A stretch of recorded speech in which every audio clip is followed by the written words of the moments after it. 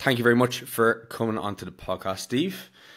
We were talking a little bit on air there just before we pressed record, and we we probably fleshed out some stuff that we'll get back to later on in the podcast. But Steve, how have you been getting on since finishing up prep there at the end of November? Isn't it? That's when WNBF Worlds was on. Yeah, I think it was the 24th of November, if I'm recalling correctly. I'm terrible actually with dates, names, all of this stuff. So I don't know why. Sometimes I can remember something, sometimes I can't. But yeah, thank you for inviting me on. I can't believe it's been as long as it has since. Obviously, it's been it's coming towards 2 months now since competing and stepping off stage. I can't quite believe. It feels like ages, but also doesn't feel like that long. But yeah, I'm feeling, as I said off air, much more recovered on much more food, obviously gained a little bit of body fat, but the thing that I really focus on during off season, actually more than ever now, is just training. And I have never really been more in love with training than I am right now. Like, I just feel like I'm like a newbie all over again, just like falling in love with bodybuilding all over again, which is a really nice place to be. So yeah, I'm feeling good. Yeah, I guess especially like I know at the level that you're at the moment, when you are at such a level of advancement, while the outcome of having the success that you did last season, it's really nice. It's like a big kind of payoff, like a nice acknowledgement of all the work that you've put in. But also when you get to that point in your journey, it's like, yeah, it's a nice acknowledgement, it's a nice win, but I still feel like I've work to do. It's still like the process is always going to be there, and like that's kind of what you pointed to there. Like, you get back to training, you're just like, I just fucking love this stuff. And especially in the post competition window, when you're starting to get a little bit more body fat on, you're getting more energy and you're getting stronger again in the gym. Like, that's such a fucking good feeling. Yeah, it's actually funny. It reminds me of a question someone I've competed with before. Actually, he hasn't competed in a long time, but we competed against each other in 2017. He asked me, like, has turning pro like reignited the fire type of thing? Has it made you want to, I don't know, has it changed anything for you? And I was like, actually, no. I was just like, it doesn't change anything. My process is exactly the same. I just get back to it. And it's exactly as you mentioned there, it is just, I've fallen so much in love with the process of bodybuilding, the lifestyle of bodybuilding, that like it's a hard sell, like especially natural bodybuilding, because you don't know, I had no idea where I turn out in 10 years time. So that's why I do focus so much on that process and falling in love with that, because ultimately if you can't do that, you're just not going to sustain it and long term, and you have to for a natural bodybuilding to look impressive. And I always say, like, no one thinks you have good genetics until you like do 10 years of bodybuilding, and then everyone's like, oh yeah, you have really good genetics. It's like, do I, or did I just put in more than the average time and effort that most people do? It's hard to know, Yeah, like I remember I used to binge watch Matt August back in the day, and yes, of course, one question he used to always get asked was like, how do I look like you? And he used to always say, train consistently for 5 to 10 years, and then ask me the same question, because yeah, it's a hard sell, of course, 5 to 10 years, it's a long fucking time, but that's usually like when you spend that much time investing in a process like that, and between that like 0 to 5 and 5 to 10, there's so many things that you're learning about yourself, about your process, things you like, things you don't like, things you respond to, things you don't respond to, and you're kind of finding your own kind of way with like even managing things like your nutrition, your habits, making mistakes, hopefully learning from those mistakes, maybe kind of reaching out to a coach. That like, even though so much of that time is going to be spent kind of falling on your face, especially at the very start of it, if you do kind of like have a bit of humility at the start of the process and just keep showing up, like great things can happen. Like, we're going to talk a bit about your kind of origin there, but I'm sure when you started off, as you mentioned there, like you didn't know like how things are going to turn out. I'm sure at the start of your process, you were kind of almost like the exact same as everybody else, just like, what the fuck do I do here? Like, coming into the gym, just like, all right, I guess Lou bench press and a few curls, and we'll show up tomorrow and do the same. So what was it like for you when you were starting off the process? Because we kind of talked a little bit about what you've been doing recently, but where did it start for Steve Hall? Yeah, I will start right at the start, because it's funny when people ask me how long I've been training, I kind of almost for a time was giving one answer and then started giving a new answer because I was like, actually, that's not quite correct. What I mean by that is I feel like I had two like newbie phases with training because of something that happened, which we'll come to. But I actually started training just before I was 16. I don't know if it is the same for you, Shane, but in the UK at least, it was like you had to be 16 to train with weights in the gym. Yeah. I don't know if they still have that rule or law or what it is. I don't even know what it's about. It's probably some kind of myth to do with like growth plates, or it's probably like something is risky somehow inherently for teenagers or that kind of young of age of person to do it. But I know I was just like close to 16 because I remember telling the people in the gym like, yeah, I'm basically 16. And they're like, okay, like you can go. And that was just because I saw people at my school going to the gym and I was like, oh, that seems cool and fun. And so I just kind of got into it and didn't have a clue, as you mentioned, like had no idea what I was doing. And I was just going in there and just kind of messing around, having fun, following what other people were doing. I don't remember really seeing much of any sort of result. And I have no idea really where I got my like routine or training from. I do remember following like a free weight and then a cable day program. So it's like free weights one day, cables the next day. And I just rotate between the two. So I was like using some undulating periodization early on, something like that. And yeah, it was like I just kind of went through the motions, probably saw some newbie gains, and I was like very skinny. I'd never struggled with being overweight. Some people struggle with being overweight, some people underweight, probably people in between. And I've always just been on the like slimmer side. I'd always liked sports, liked PE. I was pretty good at sports. I was one of the better people at like running, football, like just generally sports somewhat come naturally to me. I can't say the same for the gym. When I think about the people I was training with, I definitely had friends or people within my year who were like, I remember one guy was benching the 30-kilo dumbbells and he was like a man at 15 years old. I was like, what the fuck? I'm nowhere near to this guy, but he was the jock of the year, for example. So like he was very, very good. And then some of my friends were similar to me. Others were a bit better. And so just went through the motions a little bit there and took it to uni as well. Was training, but never really taking it that seriously. Never really, like, probably like a lot of guys just thinking it will just come. And if I keep turning up, it will just come to me. And I tried to push myself and I had no real, again, understanding or any kind of formal program in place. And it wasn't until whilst at university where I was doing, I know I tried all sorts of different sports alongside. I was playing football, I was doing running clubs, I was running all the time. Cardio was always part of my routine. I just like pushing myself in general. Physically. It felt good to me to like exhaust myself and push really hard. I've always just enjoyed that element. I think you see that with people that you coach, like people who have been in sports or team sports or whatever, and they've done various things. Like you can see that they're willing to push themselves a bit more than people who just, don't know, it doesn't come as naturally to them. So it's always been natural to push myself. But I know I had this one to kind of jump forward 10-kilometer run that I used to do around campus. And I was really into my running. I remember having a Garmin watch and like heart rate monitor, and I would put that on. I had like proper shoes, like I had all the gear, and I wasn't bad at running, but I just, was doing this run. And the reason I mentioned the Garmin is because I know it had on the watch, it had like a shadow of your previous time. And so you could kind of see where you were. So you were like, I was always trying to beat my previous time and stay ahead of that shadow. And so came to some traffic lights at one point and they were flashing amber. So I was like, hey, I'm good to beat my time, but I've got to go. Like, I'm not waiting around for these traffic lights. And I went and then looked right, and a van came and hit me, unfortunately. And so, this is where I then kind of was in hospital and essentially was in hospital for about a month with this head injury. That was the worst thing. I have some scarring and I fractured my skull. I have a few what are they called? Scars. But that was the most of it. I didn't do any kind of like very obvious damage, but they think I bruised my pituitary gland. It led to an inability to regulate sodium levels.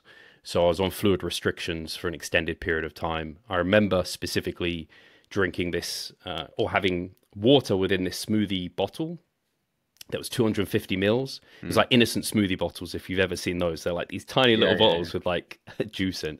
And I just had that for the entire day. If I had more than that, then I was at risk of, I think it's called hypernatremia, where you're basically like flooding yourself because you've got such low sodium levels that you could risk seizure and all of that sort of thing. And I was on medication for that too, to try and keep my sodium levels balanced. But that really rocked my world in terms of, like, I was at university second year. I was not able to drink any alcohol, and I wasn't in a position where I wanted to. I felt really out of control of my body and everything that was going on in it. And so the only thing I felt up for doing was going to the gym again and doing that on my own. And I was just like in hospital. I can't remember how much I lost, but I lost a lot of body weight. It just really came off you. And muscle mass, like, I think it's actually quite hard to lose muscle, but when you're in hospital for an extended time, not really eating, let alone any protein, no resistance training, of course, I think my body was just taking it all off me. So I came out skinny as anything, like that as my starting point. But yeah, I started then researching, and I found a forum. It wasn't bodybuilding.com. That probably would have been a better forum to find, but I found it was called the Fit Forum. It was like connected to a supplement store. And so I started talking to people on there, logging my progress, asking for like help and guidance. And I look back at my diet. I have some like spreadsheets of my old diet, and it was just ridiculous the amount of protein I was eating. It was like 4 grams per pound. It was just like huge amounts of protein. And I was upset if I wasn't gaining like half a stone in a week. I don't know why I say I was weighing myself in stone. That's why I can vividly remember being like, I wanted to gain like 7 pounds in a week. It's just, you can imagine how quickly I was putting on fat. And I actually gained a lot of muscle in that time too, of course, like muscle memory, regaining kind of everything I'd lost, and then putting more on. So I was definitely more muscular than I'd ever been after about a year out of hospital. But I was way fatter than I'd ever been in my life. Like I mentioned, I've never really struggled with fat. And so I was like, man, I look bad.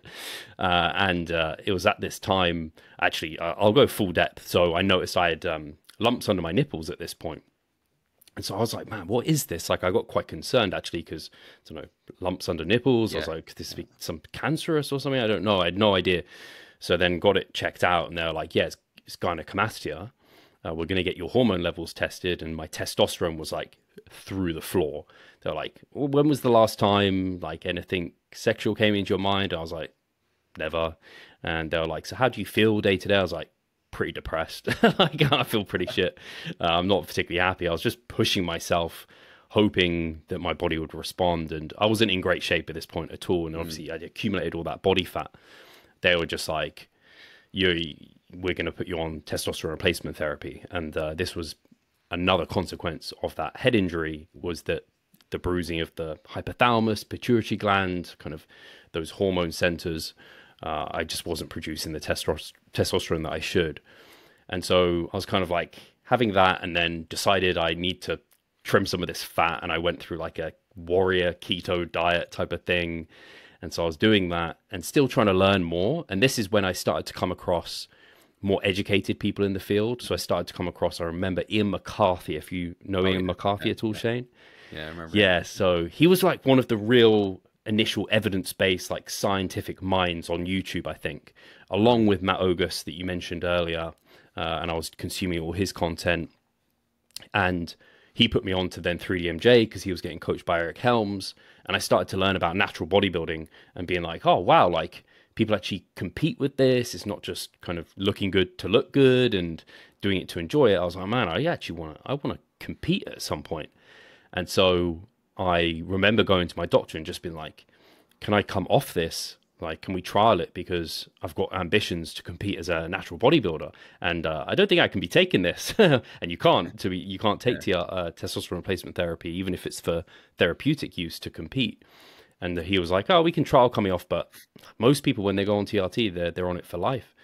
But your case is unique. Maybe you'll be okay. So I came off, and I managed to sustain low normal levels and have ever since. And this is over a decade now that this occurred. And so, I'm kind of glad to have been off that. And then I competed in 2014 In my first season, I did the MPA, a smaller federation in the UK. You probably heard of them, Shane, but Yeah.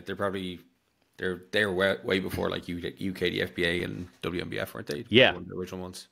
yeah, really one of the original ones, and they were much more competitive back then. They kind of have dwindled a little bit, I think, as social media has grown and other federations have kind of kept up with marketing and all of that.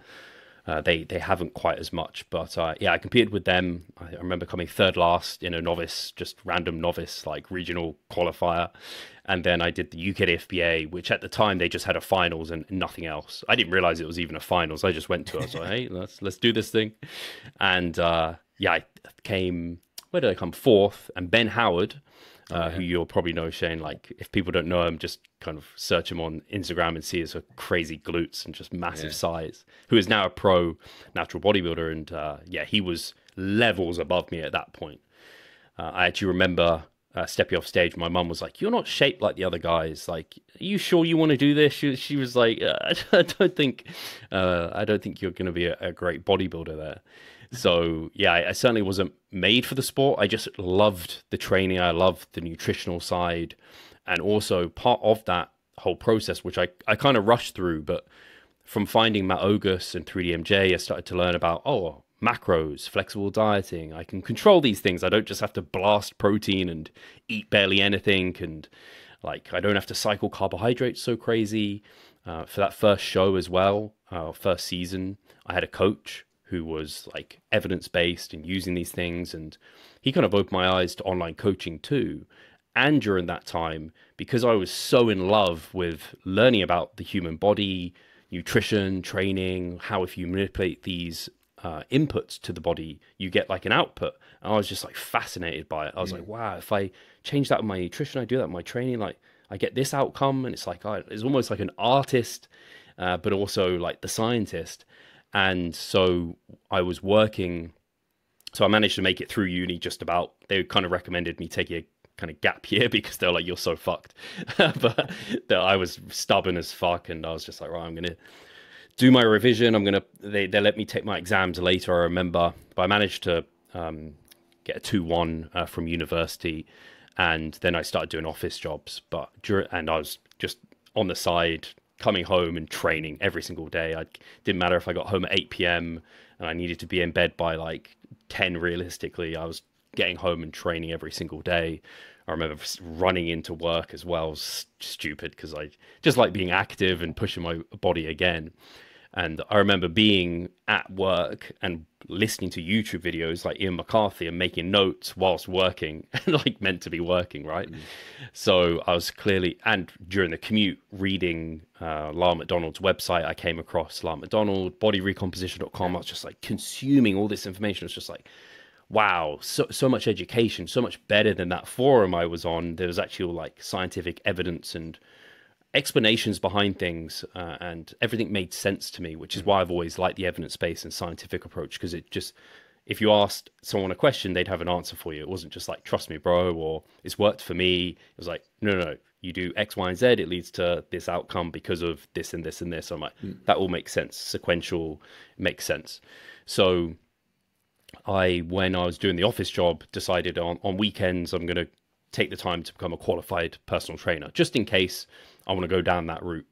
And so things ended up landing where there was actually an opportunity with another person who's actually huge in the industry now, but anyway, to take on their clients. He was like, hey, you clearly know your stuff, and if you want to get into the industry, I'm taking a break and you can look after my clients whilst I'm away. And I was like, great. I handed in my notice to go and do this, but that ended up falling through. Luckily though, my local gym where I trained had a personal training opportunity. So I ended up becoming a personal trainer at my local gym. And I only did that for about 7 months or 6 months before I started transitioning into online coaching, because I kind of got into social media at this time, was kind of blowing up with Instagram, YouTube. I was vlogging, logging my process and progress. And also I had my online coach. So I kind of got an idea of how I might do this with others. And because of, at that time, I was also in prep, as you know, especially when you do your first contest prep, I was so ignorant to the process. like sitting down all the time behind a desk was so much better than being on my feet and on the gym floor. I didn't have any idea of neat. Neat wasn't really something you think about. Tracking steps wasn't something that you worry about at that time. But that definitely made my cardio go up way higher than it should. But all that being said, I was really enjoying being behind the computer, programming for people. I even remember like writing an ebook during that time. And then there was quite a lot of kind of kids from the local area who saw me kind of get shredded and have quite different programming and training to them. I had the nickname Compound Guy because no one would do compound lifts. And I was doing like squat, bench, deadlift. They're like, what's this guy doing? We're just doing curls in the mirror, but he looked quite different to us. There's just not the same level of education as there is now. No. And so they wanted some help and guidance. And so I was charging £30 per month to train and coach these individuals, and started getting really good results with them, to the point where I was building an online following, building an online coaching kind of roster. And then having competed, it kind of set me up in 2015. I left home. I was still living at home during that time. Thankfully, that meant I could kind of jumble jobs and things without risk, and moved in with my girlfriend in London and set up Revive Stronger, basically. And as hopefully some people will kind of get from that story, that the name comes from the accident being in my worst kind of health kind of possible, and then reviving stronger, as it were. And in a really sick way, competing wasn't just because I thought it was cool and I seen Matt August do it. It was also like to prove to myself I'd recovered from the accident, where I could take my body to essential levels of body fat and then come out of it and still recover my hormones and my health and still be good. Some reason I felt like I had to take myself to like death, not death's door, but like to a really unhealthy place and recover from it, to feel like I was fully rid of that shadow of that kind of accident and the ill health that I had, because that was kind of, I don't know, held on to me. I think it's like a lot of people get injuries, like they hurt their lower back years and years ago, and it still is like niggling at them, and they don't know, they have to do like a powerlifting meet and then be absolutely fine and be their strongest ever, and they're like, oh, what was I worried about? It's absolutely nothing, I'm fine. Like that psychology there. I jumbled a lot there, Shane, and rushed through quite a lot, but it was all good stuff. That's most of the origins, and then that's kind of what started my online presence and the online coaching that I do now, which, yeah, thankfully I've been doing a decade. That was 2015, so now 2025, and yeah, it was a decade of competing last year, which is cool.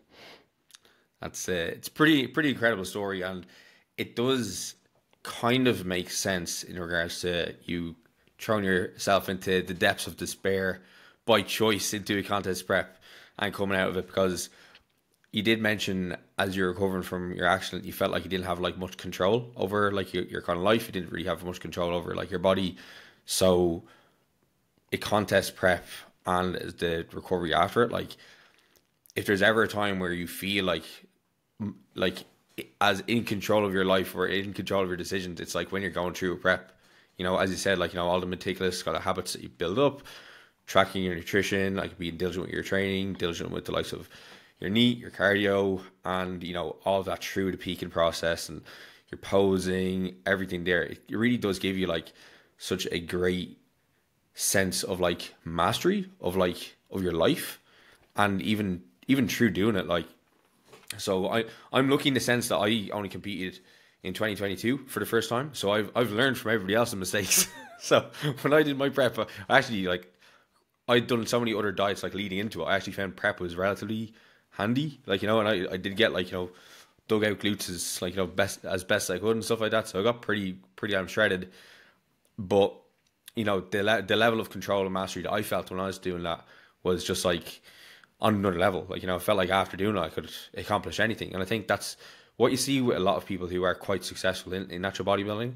There's so many people who are really, really good natural bodybuilders who also are really successful, like business people, you know, really successful, like in their job, like, you know, whether that's like Brian Whitaker is somebody who comes to mind. And then there's just so many like animals in like the UK bodybuilding scene, for instance, you know, in every sense of the word. So yeah, it does make a lot of sense as to how that process kind of gave you a lot more kind of power and control, like autonomy over your life again. Yeah, you really pulled the the thing that I think I love most about bodybuilding is that agency that it gives you over like anything in life. I think it was Melissa Davis from Renaissance Periodization. She said something along the lines of like, everything is your fault. And I really love that thought, because I think a lot of people are very quick to remove agency from themselves and be like, oh, I don't know, I'm overweight because of like, I don't know, my other people, or I've got this job because my boss hates me. It's like, no, like you've got that job because you took yourself there. You're overweight because you've been probably putting too much food in your mouth and not doing enough output. And yeah, there's other contributing factors, of course. But if you just say everything's my fault, it's like, oh, wow, like I can do, that means you can do something about everything. And yeah, like you said, I felt so out of control of my body. It was absolutely a mess for a long time, and I felt terrible. And so when I was able to, again, control those inputs, get a certain output, and take myself from the worst health I'd ever been in to the best health ever, and made so many mistakes along the way, as you kind of rightly mentioned, I was like, wow, I can give this sense of control to other people. And that's what drew me to want to becoming a personal trainer, was like, not only do I love this, because a lot of, I think people get into it, and sometimes for the wrong reasons, where they're just like, yeah, I love this hobby and it's amazing and I think it's great. And then they just think everyone's going to love it the same as them. And they just apply like, look, follow my diet, follow my training, you'll look like me. And they think everyone wants that.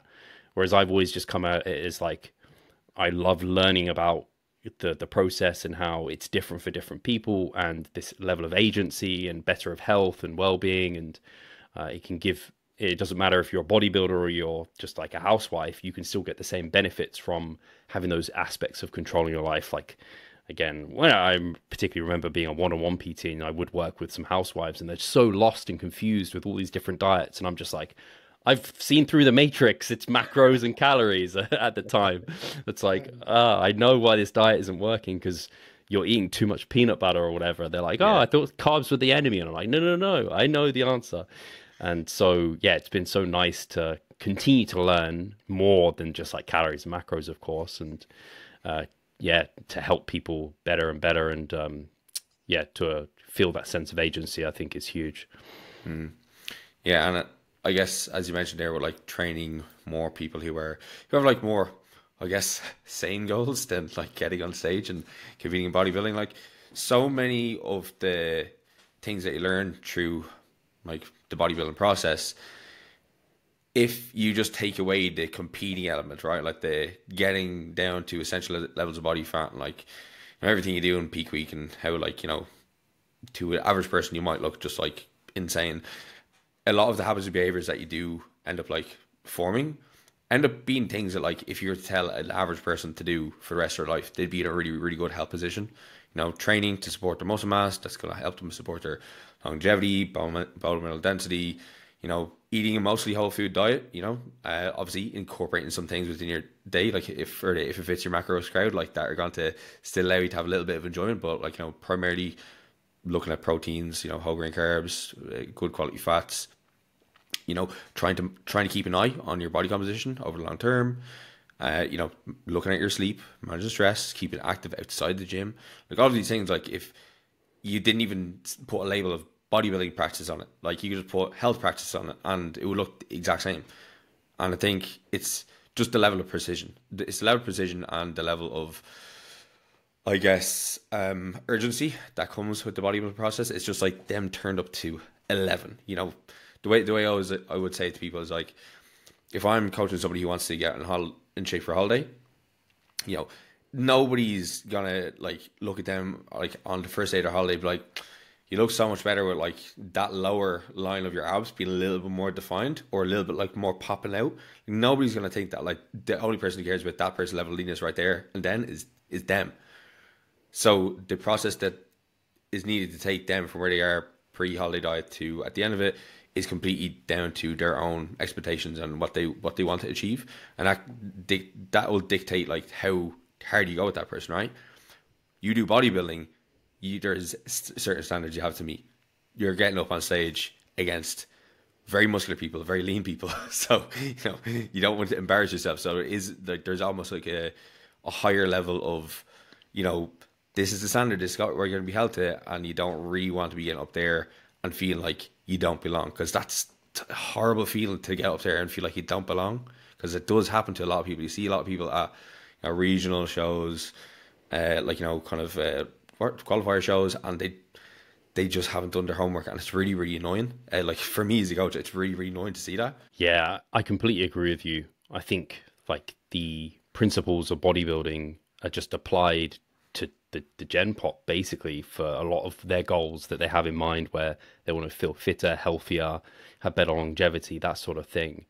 It's just dialed back. And so it's always something I ask with clients when I have a consultation is if they haven't indicated, I'm like, so are you wanting to step on stage in future? Is that like an ambition at all? And if they're like, yes, I'm already noting it down as like, okay, I'm going to hold them to a higher level of standard than someone who has lesser goals. Because as you know, Shane, a lot of the things bodybuilders, competitive bodybuilders do, there's massive diminishing returns to it. Like in terms of just like training volume comes to mind. Yeah, we might gain more muscle from doing more volume that we can recover from.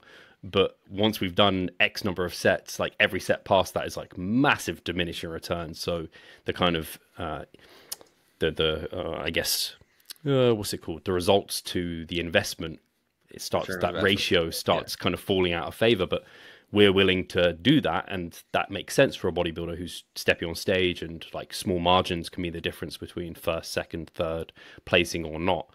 Whereas again, like the guy who's just trying to lean on the beach, man, if you can save time by like stripping back your volume by 25%, where you're not really going to notice that little bit of extra size on your side delts or whatever, but you're doing those extra sets, like just save your time and sustain that for longer. That's going to be way better for you. So yeah, I completely agree with you. I think it's why I've loved bodybuilding for so long, and especially the natural side of it, is because it is, for the most part, a just incredibly healthy endeavor to be doing. Yeah, and I guess that's a result of all of the work, I guess, that's been done in like the scientific side of the sport. The natural side of the sport, really. Like, I think a lot of the more extreme practices that you hear about, the ones that like the average person on the street would have heard about, is more so related from the assisted side. Things like cutting out carbs, things like cutting out water, or like peak week and stuff like that. Things like clean foods, like not clean, like dirty foods, like a lot of that, and like even cheat meals, like that kind of originally stemmed from a lot of the old school, like hardcore assisted bodybuilding side, or really, and I think a lot of that was allowed to take place within assisted bodybuilding, and it still does happen with some assisted coaches for sure, and some assisted competitors, because they do have the assistants, and like some of that just like, and as well top tier genetics, right? Like you don't hear about the people who employed all those practices and like they didn't look good on stage. Like, I'd argue that a lot of the, especially nowadays, the quality of competitor on a natural bodybuilding stage, like especially like the UK, they'd probably do better than like, some assisted people way back in the day, like, on like an NPC stage, just because they'd have something like conditioning dialed in, some consistency, because a lot of the approaches that I guess there is on the natural side, it's like so much of it comes down to like precision, like, repeatability within things like peak weeks within the prep, to remove those variables, which, again, the drugs just add in a massive kind of thing that you have to think about, especially when there's polypharmacy involved, and all the kind of moving parts of every variable that they chop and change throughout the process. Yeah, I've always found like natural bodybuilding has always satisfied me, not just from like my weight training, I get to do that enhanced or not, it's the same process. Nutrition, enhanced or not, it's the same process. Like the kind of fundamentals of the process don't change that much, with the added variable, of course, of pharmacology, which is like a whole extra field. But I also get to enjoy like the, I guess, intellectual side sufficiently well from like what's coming out within the scientific literature, and being able to talk to like evidence-based practitioners and other coaches within the field. Like I get my every angle satisfied through the natural side without the added, and I've always just seen going enhanced as just like an extra layer of complication, where I'm just like, is it worth the trade-off? Yeah, no. And so it's just never been something that's interested me. But it is interesting to see how many practices drip down to the natural side. So many have, just as you mentioned there, like everything you mentioned, there's still natural bodybuilders doing that stuff. Yeah, yeah. Some people will work maybe despite that, and others it won't at all. And also a lot of coaches, at least in the past, the main kind of coaches that were available were enhanced guys, and you'd get naturals going to the biggest guy in the gym without really an understanding of, oh, he might try and put you onto some sort of gear, which often happens because they're like, well, you're not seeing results. Well, when my enhanced guys can't, we just up the dose. So you just need to get on something, you know? Yeah. That's kind of where that saying comes from. And it's unfortunate because, it really dumbs down a lot of their processes. They don't have to think that hard if you can just dial up a little bit. Whereas as natural bodybuilders, we can't afford to do that. We have to use like science and experience and try and solve that puzzle through different means versus... And I think this is probably where the kind of idea of cheating comes in. In some way, it is cheating in a sense, it feels like, to just be like, oh yeah, just up the dose. It makes me think of, I don't know, on if anyone ever plays Pokemon and you're trying to level up your character and you're just like, I'm just going to go to the mart and buy rare candy and just feed them rare candy. It feels like a bit of a cheat, you know, kind of that way. I was going to ask as well, like, I guess, like, you did mention you get satisfied a lot from like from the natural bodybuilding process when it does come to like the intellectual side of it as well, the competitive side. I guess like one thing that I always try to think about is like, would I be much happier with just like having like an extra 10 pounds of like muscle on me? Like I don't necessarily think I would be like much happier because it's not free muscle, you know. Like there's obviously a lot of the downsides that can come alongside. Like going assisted, I've recorded a podcast on just like my entire reasoning from it, and like there's obviously the sides that come alongside it, but then there's also just the long term game, right? Like you're gonna come off eventually. Like I always look towards like Jeff Alberts. I'm like, you know, if I can be 50 years old and like look anything close to like he does, like I'm happy, right? Whereas like, you know, you could see, you know, some 50-year-old assistant, like ex-assisted bodybuilder, and they've deflated quite a bit. Now, obviously, their values can change. They're like kind of reason to be like, there's no need for them to like retain that like Olympia level size. But I don't know. You know, it fits what I would, how I think about the process more. You know, I want to continue to lift with a purpose for like decades. And obviously, it's going to be very beneficial for like the long term. Whereas I feel like that kind of like slow rise over that decade-long process is it going to be a lot more nice from a dopamine like point of view, even if like you just look at it from like the pure reward side of things, versus how tough it would to see yourself get to the peak superhuman and then kind of fall off. You know, they talk about it all the time in other sports with like when athletes finish a sport and they have that like identity debt. And I think that would be far too painful for me to go through. Yeah, it's so interesting. I think I've heard Mike Israetel talk about it, where when you use steroids, it's almost like it's speeding life up now to then have less life later. Like it's almost like that, where it's like, again, you could maybe see the results someone naturally would see in 10 years within, I don't know, maybe a year. They could add the same amount of muscle as you'd add in 10 years, which is kind of wild. But that's going to take off however many years later in your life, because for every gimme, there's a gotcha. And I think it's the analogy I come to, or the thought process I come to, where you described it, where you come to this like quick peak and then fall. It's almost like lottery winners. I know there's research looking at them and how a lot of them aren't happier for winning the lottery because they've suddenly got all this wealth that they've not really had to work for. And so, like you said, they don't quite get the same response as someone who's worked for years to earn like $1 million. Whereas if you just get given $1 million, it's like, oh, okay, you don't quite value it the same way. So yeah, I like the idea too of when you hit your like natural peak, which we could say Jeff Alberts is hovering around his natural peak, where maybe he's been there. I think he's in his 50s now. Am I right in saying 50s? 52, I believe. Yeah, 52. So, I mean, maybe he's been around his natural peak since like maybe he was improving up to like 45, but now he's basically still as good as 45, maybe as good as 40. And it's like, well, like he's still fucking really, really good. Yeah. And it's not going to be till real later in life when sarcopenia just catches up faster than we can kind of put it off that you're going to really see that diminish. And then, I don't know, you're retired, you have a fit, healthy body, you have more muscle than a lot of people. Whereas, like you said, if you're like, you look your best and then it just vanishes so fast, that psychologically must be really, really tough for people to deal with. Yeah. Look, I don't think it's going to be in either of our futures, and hopefully when we chat about our podcast, we speak enough sense that other people might be able to find the light and don't step into the darkest. Steve, I want to ask you, or I want to talk a bit about your most recent competitive season, right? So we talked about your story and where, like, what got you started, and I guess like something that's really, really interesting, I guess, about your story too, right, is like you mentioned that like your first show didn't really place like that well or like anywhere. You also mentioned as well something that like was very hotly talked about these days is like testosterone, and you know your natural levels being pretty low, but that doesn't seem to have held you back.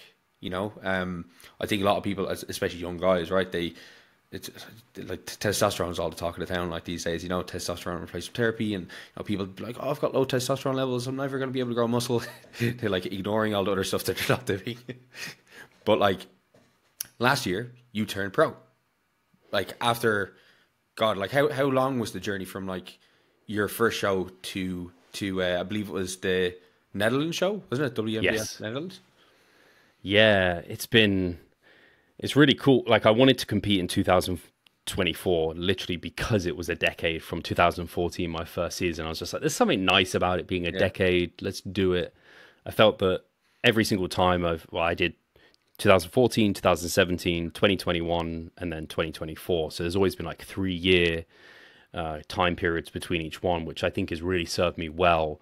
As we mentioned multiple times, it takes a long time to grow, and there's also quite a bit of recovery after competing that takes place. So whenever I see someone compete, especially early within their lifting career, like year to year or every other year, I'm like, oh, can't help but think you're really slowing the process down by doing that. So yeah, I've always been able to come back significantly better, which is nice. And so, yeah, I think to answer your question, a decade of competing, and every year, like I said, I've been able to improve. So just very quickly, like I said, I didn't really place in my first season as a novice. Then my next season, I managed to actually get to 2 British finals in the end with the MPA and then the UKFBA. So with the UKFBA being much more competitive, I think I came 5th in that, which I was really satisfied with. And then in 2021, I managed, and it was a bit of it was really nice to have it this year because 2021 I did all right, but it was a very quiet year because of COVID, or at least it was a quieter year. It wasn't as competitive as it could be, especially at Worlds. So whilst on paper I came second in my amateur class at Worlds, that sounds way better than it was because there was 4 in our class. The guy that won is now a pro, so he was very good. But the other 2 guys, unfortunately, they just wouldn't have even placed at the UK Supernaturals, where I came 4th. I remember being so gutted coming 4th because I knew it was top 3 would get invites to Worlds, and that was like the goal. But then I got a call, and Andrew was like, "Hey, do you want to go to Worlds?" I was like, "Yes." Do you think I'm of a standard? And so yeah, I got the ability to go there, and then yeah, this year managed to level up again and just slowly climb and do slightly better every season. And I truly didn't really know if I'd have the ability to ever go pro. I mean, very few of us do. I think so many pros, a lot of the pros aren't like genetic elites like a Babacar, who it's just like, oh, obviously you're going to be pro, like you're going to be the best bodybuilder in the world, look at you. But a lot of us are just like slowly climb the ranks, and or there's a bunch of us that do if you stick out long enough. So that was really rewarding to get it. I hadn't planned to do the Netherlands show. It was just like I want to get my feet wet before doing the UK show, because that was like my number one was the WMBF UK. And I was like, I know if I go out there as my first show, I'm going to be shaking. I'm going to have adrenaline. I want to get it out of my system. I want to do a show. And I was just like, the Netherlands, I've never been there. I had a client do that show the year before. It was like, they had really good lighting. It was a nice stage. I looked at like flights and accommodation. I was like, easy, let's go do that show. And then ended up taking the pro card. I was like, whoa, it completely changed the rest of my season for me completely, which was great, but also like, what the hell? Yeah, I've seen I think a few people were maybe not so happy with the fact that the WNBF UK didn't have like a pro element to it. Because I remember That would have been nice. Yeah, I think, do you know Christoph Bangsgaard? I probably know him. Danish Yes. dude. Yeah, Yes, like of course. I Very was chatting good. to him at WNBF Ireland because he won his pro card there. And when I did my season as well, he won like the UKDFBA overall, Yeah. as well as like he took first in some class at the National Olympia. But I was talking to him, and he wanted to do it, but yeah, because he didn't have the pro like class. I'm sure at some point though they will have. I think this year they're hoping to. You know, Yeah. like I know last year or the year just gone, like they had just a 1 day show. I had a guy competing in it. Like you're like, Yeah, right, I was judging. yeah, you're like, right, you're gonna be on stage at like 3 p.m. trying to time his food around that, and he was on stage at like 8.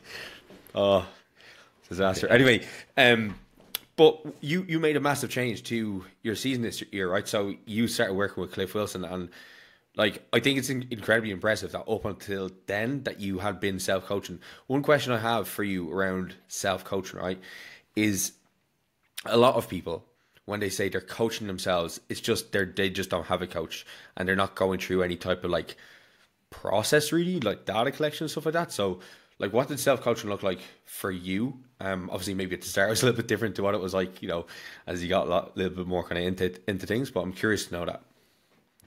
Yeah, great question. So, yeah, like I said, in my first season, I had a coach because I just had no idea. There wasn't the amount of resources there are now where I think a lot of people can self-coach relatively well into shows. Whereas, yeah, when I started, I have no idea where I'd even start. So I was so grateful to have a coach through that. And that when you have a coach, especially earlier on within your bodybuilding career, I think it really levels you up in terms of what a process should look like because they are getting you to do various things.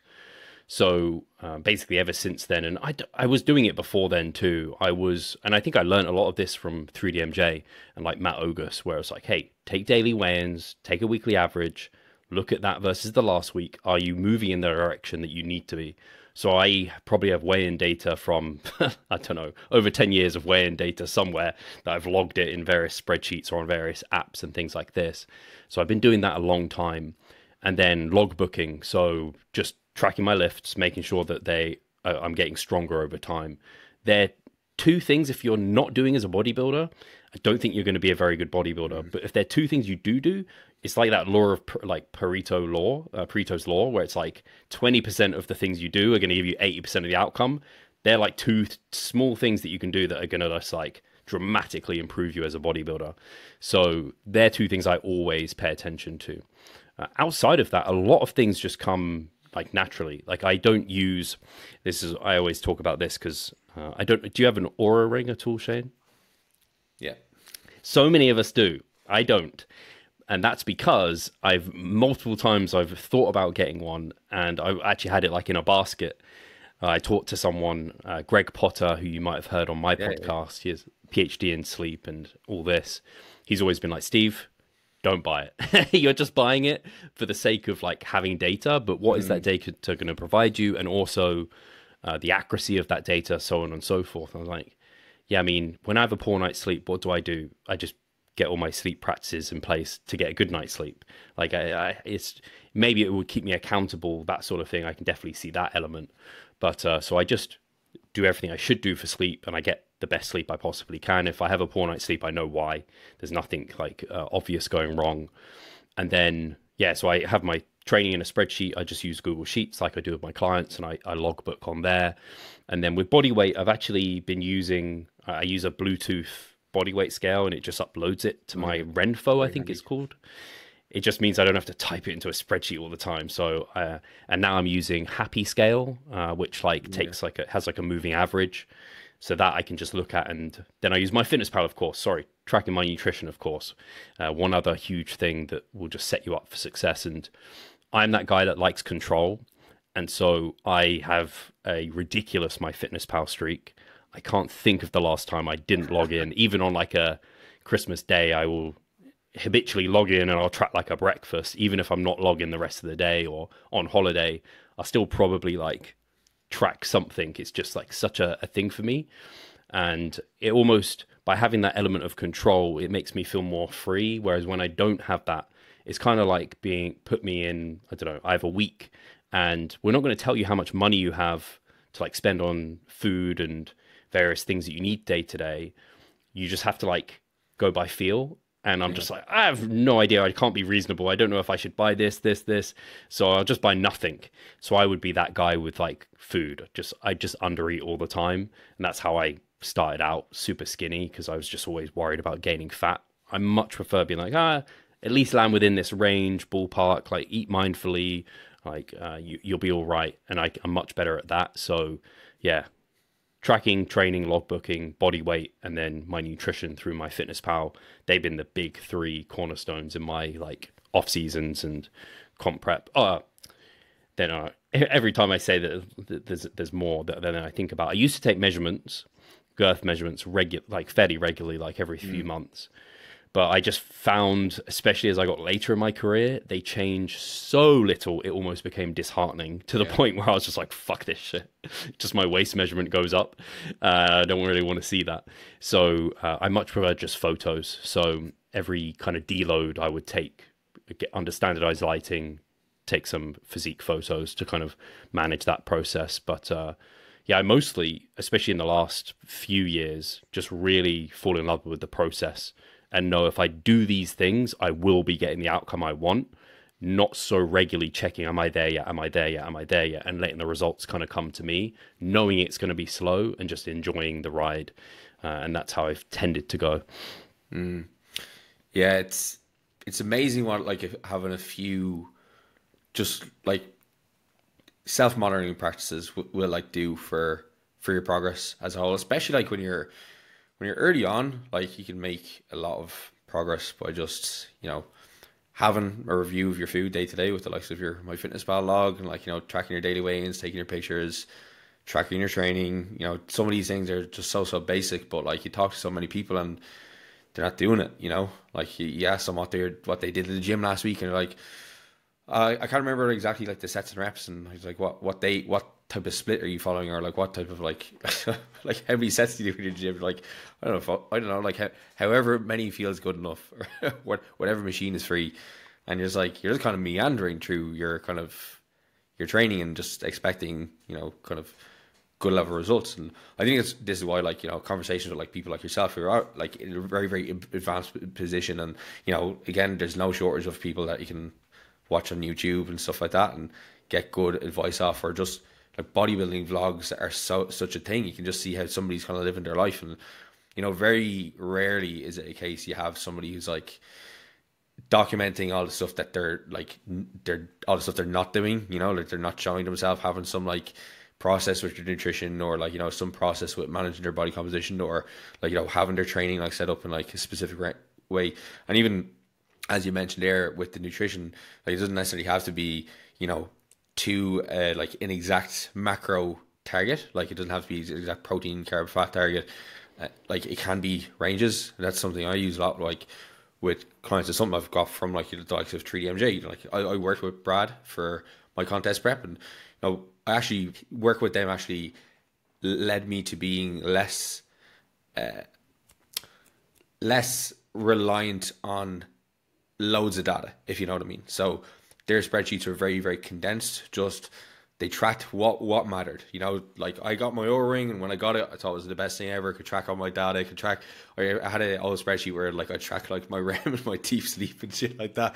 And like as you said, like you're not using the data. It's just like you feel like you're doing something extra because you're taking note of it. But when I started working with them, there's just like it was like body weight, your macros, and then like what training you did and your steps. And I was like, this all I'm tracking like for my entire prep. Like I was like, yeah, like but it made me just like focus on what was most important. And then through the process, given things like the ranges and stuff like that with calories, it allows you to be more calm and less stressful, because that's one thing that takes people away from doing this type of like endeavor for long term. It's thinking that bodybuilding needs to be like, you know, like prep mode all the time. I know there is a corner of like the bodybuilding sphere that is like that. Like, you know, never leave home without your Tupperware, which I don't subscribe to.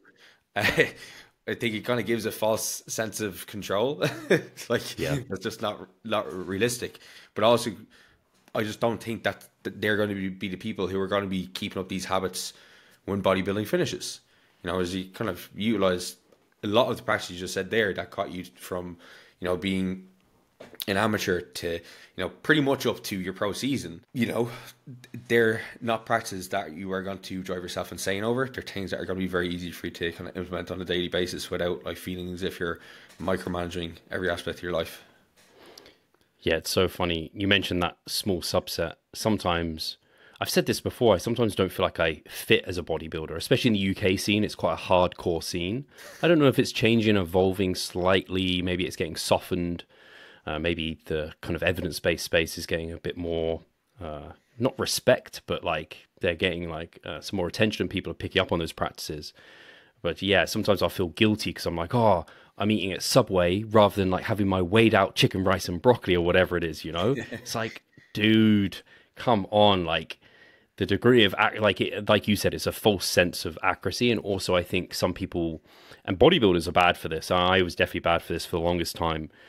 They feel a sense of superiority for making things hard. And it's almost what's hardest or harder is seen as better. And it's like, no, that's definitely not true.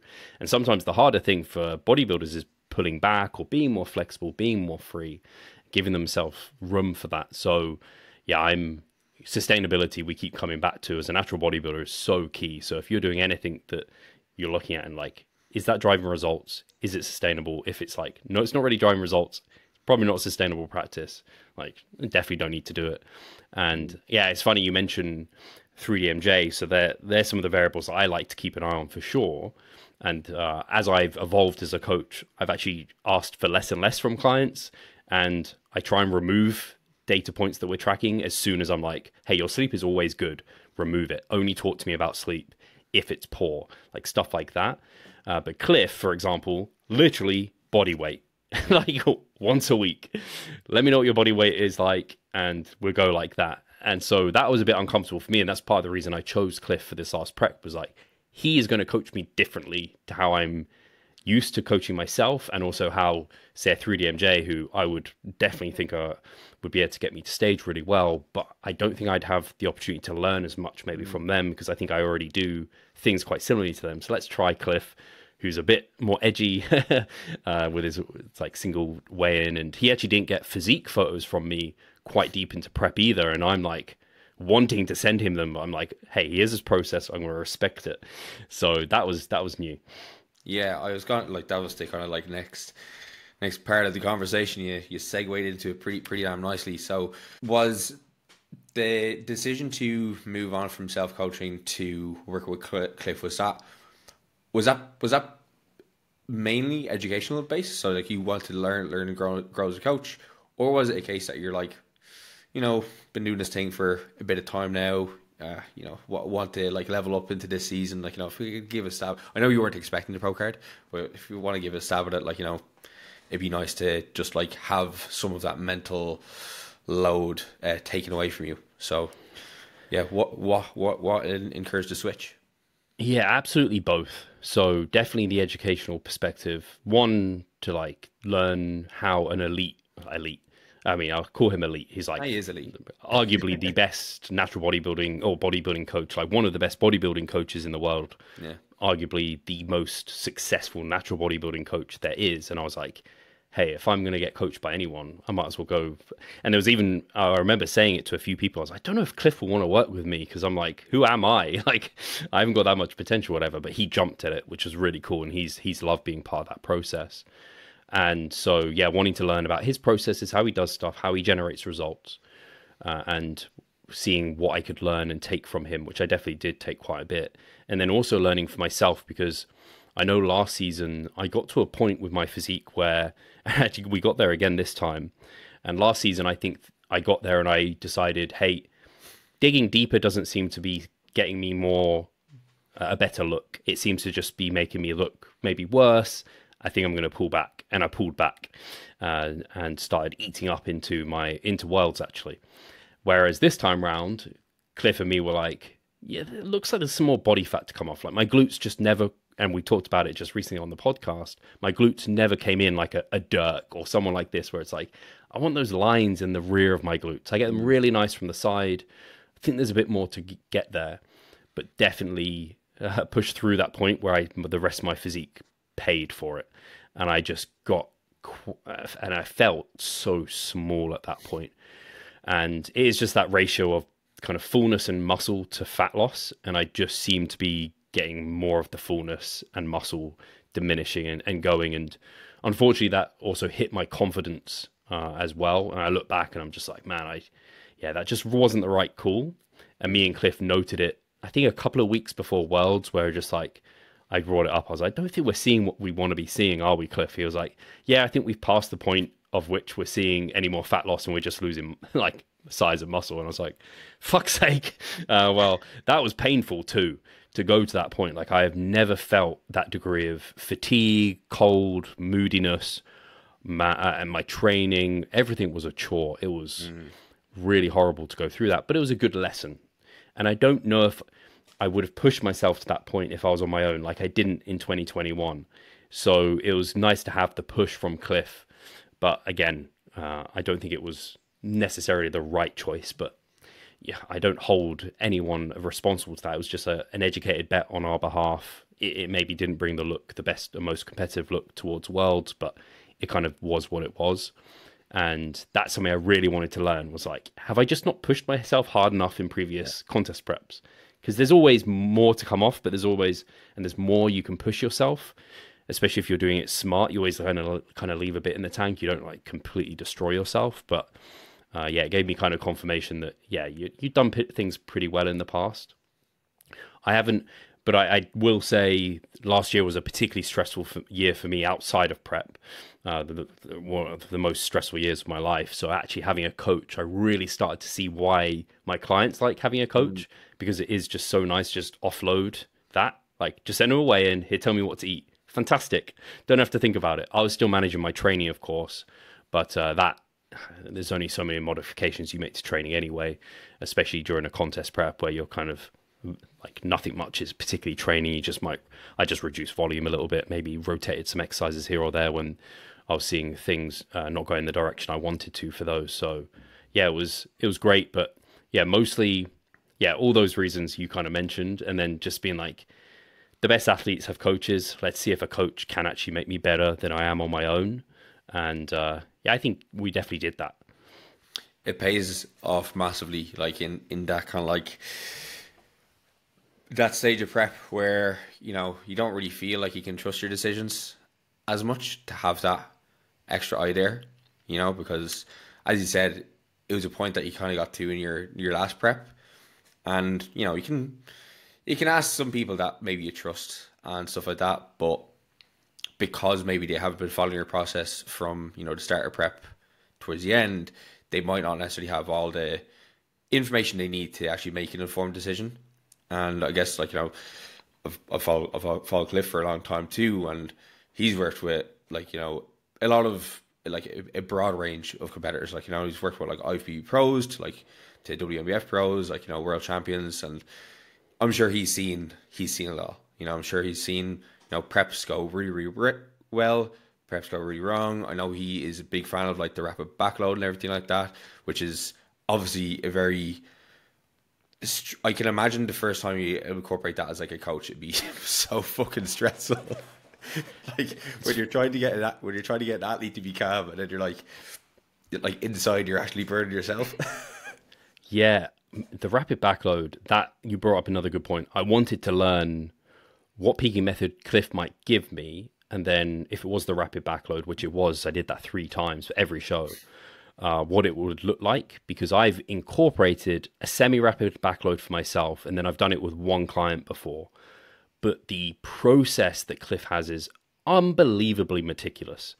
And like he has the time you have to wake up, when you have to eat every meal, exact gram specific amounts for every meal, checking like physique, sending physique updates regularly to him. He might make small modifications like remove, I don't know, 2 rice cakes, add 2 rice cakes just based off your look. And this is the thing, as like the scientific minded, like there's a big part of me that's like, man, is fucking 2 rice cakes in them really make a freaking difference? Like, how does he even know that? But that's why it was good working with Cliff, because I trust him completely. So it was great, because he might say something, he could tell me to run off a cliff and I'd probably do it because I just trust him, type of thing. Like, that's how far my trust went for him. So I couldn't, if I had a coach that I didn't really completely trust, I almost thought my knowledge was better, I'd be like, they tell me to do something like that, and if I don't fully understand, or like the rationale doesn't make sense to me, I'm like, no. But this was like, again, sodium amounts, everything to the absolute, like every element controlled.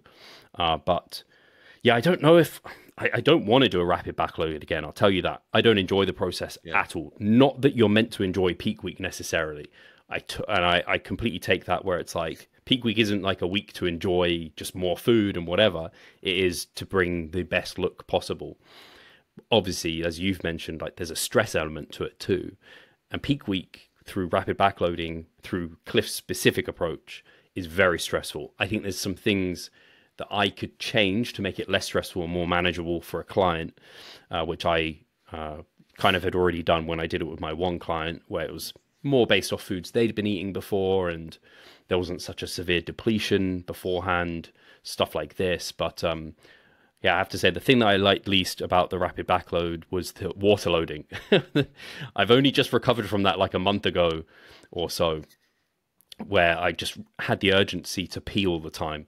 Man, I hated that. That was horrendous. And my sleep just was terrible, because obviously you're waking up through the night all the time. So it obviously brought about a great look for me. I wonder if there could have been other peaking methods that are less stressful that could have worked. I don't know, because we didn't try any others. So it's something I'm interested to try in future. For the listeners, right? Because I haven't talked about peaking protocols at all in this podcast just yet. Do you want to just kind of give a kind of brief overview of what a rapid backload looks like, and like maybe a little like how it differs from just like your classic backload? Yeah. So basically, I'll just do it step by step how Cliff ran me through it, because there's parts of it that I wasn't completely aware of either. The weekend before the show, he has you refeed for a couple of days. This is an element I wasn't aware of through the rapid backload. And so you do that, and you start water loading as well. So I was up to close to 10 liters a day, or a couple of gallons, which is a lot of fluid. Like, I was having less than half of that. So I ended up peeing a lot, and you have to really, like how you have like meal 1, 2, whatever, you have to like do that with fluid and be like, right, I have to drink this much by this time, this much by this time, because if I have to drink a lot in the night, like that's just not going to work well. So you start doing that, and then from the Monday through Thursday, assuming the show's on Saturday, you're depleting. So carbohydrates are like non-existent. You're just on leafy greens, basically. It was beef and chicken specifically, and like oil. So it had me having olive oil on meals, and then salt on those meals too. And so you just had, they were like my depletion meals. And the part of the difficulty with fluids was also it all had to be water. Not even sparkling water was allowed. I asked. So all water. I was allowed a coffee, but that wasn't meant to contribute to my fluid intake. I did count it. Sorry, Cliff, I did count it, because I don't know why you wouldn't. Like, I was just, it wasn't that much fluid anyway, so it's fine. I feel bad for saying that, though. Like, you want to adhere to every element the coach has given you, right? I'm just that guy. That was I. So did 4 days of depletion, and then training in that time is much easier. So I've done depletion and repletion periods before with Broderick Chavez. Actually, it took me through a peak week in 2017, but that was like depletion with hard training, and that sucked balls. Whereas this time around, it was like deload training, so that was fine. And then the Friday before the show, basically you're trying to replenish and get as full as possible within that 24-hour period before the next day's show. if the show's later in the day, this is a part of it too. Cliff is like, well, we have a bit more time. We don't have to like max things out on the Friday. We could use some of the Saturday morning to then get more food in potentially. As you all know, carbohydrates take like 24 to 48 hours to like fully assimilate and store within muscle. So it is a risky approach. Like the more backloaded it is, and that's why it's called a rapid backload, because you're doing it with like the least time possible, the more risks there are. But for all of mine, it was like minimal protein, moderate to actually high fat towards the last rapid backload we did. Cliff seemed to think I responded well to high fats. And I had, I think the first one was like 900 grams of carbs. And then the last one I did was like 1,300 grams of carbohydrates. But it sounds like tons. Like, how would you even do that? Yeah. But on the day, it's so easy, particularly because like the first meal, this just gives you an idea of how things go. So the first meal, I think, is 40 grams of raisins, which I think is down to raisins having potassium. And so that's like something you want to replenish the electrolytes to, because you're kind of depleting that as well to some extent. And then like the meal after that is like dextrose with whey. And it's just like, I can't remember how much. I think it was like 100 grams of dextrose, which is just crazy, right? I think about that now, and I remember how sweet it was to me after not having carbs for like almost a week. And then through the day, there's like potatoes, meals due to the potassium, and then he moves to some others and things. But he's trying to kind of like not just max out glycogen stores, but also like potassium, sodium, and like with that fluid. So like you are as full as possible without anything subcutaneous. So yeah, that's kind of how that process works. And then on show day, fluids are just like to thirst. There's no real like protocol there. And yeah, there's not too much happening on show day in terms of moving variables. Most of that's like pretty like minimal food and things like this. I don't know if that explained it well enough, but you're depleting carbs and glycogen and then repleting them in a very short period of time. But because it's a short period of time, you have to be much more careful with your electrolytes and fluid intake and everything like that. Yeah, it's a good example of like, it's obviously like one of the more, as you said, risky approaches, probably more approaches you need to be very, very diligent with like all your variables. But it's a good example for people who are listening to hear what that type of peaking process can look like. Because I think, again, like, and it could just come from, you know, maybe some of the assisted side of like, you know, how peaking protocols are quote unquote meant to work. Like, you know, again, just cutting out water, and then just the night before your show you go get a burger or something like that, right? Burger and fries that you haven't had all prep. But like when I was doing my peak weeks, like as a complete novice, and like obviously I've tried my best to like keep myself like informed of all of the information leading up to that. I found like the hardest kind of shifts for me to make were like my meal structure just looked so weird compared to like what it usually would. So you said there, like with the likes of like the day before when you're doing actual rapid backload and the kind of food selection and like, you know, like my meals would look like, you know, a protein source, a carb source, a fat source, and like vegetables. And then you're coming into peak week and it's like, oh, you're actually meant to eat like fuck all protein, like very little vegetables, and just like mostly carbs. Just like, oh, it's going down because like, you know, I'm at this depleted state, so anything is gonna taste lovely, but it just feels wrong. You're almost like, coach said I should have 50 grams of chicken. I've got anything less than 25 grams just of protein just doesn't seem like it's worth it. Like, it's funny you mentioned that, because I think my protein was under 100 grams on the rapid backload. I'm on over 1,000 grams of carbs, so you can imagine how much pure protein I was having. Fuck all. So there was some meals were literally like this, like a chunk of chicken, literally, like I can't remember what the measurement was, but it'd be like 5 grams of protein worth of chicken, and then like 8 rice cakes with salt. And it was just like the meal. I mean, you, like you said, you get it down because your hunger is whatever. The hardest meals to get down, which I learned how to do them in the end, were the potatoes, because I was roasting them for the first rapid backload, but you couldn't have oil and some of them didn't have salt on. So it was just like roast potato, just dry, and like I was just having that with water. It was just like, oh, this is awful. So like I said, you do what you've got to do as a bodybuilder to look your best. But I learned mashing those made it a bit better, and I can't remember why, but Cliff ended up putting oil and salt with most of my potato meals in the end. So then I could mash them with oil and salt them, and it just came into like a mashed potato that made it much better.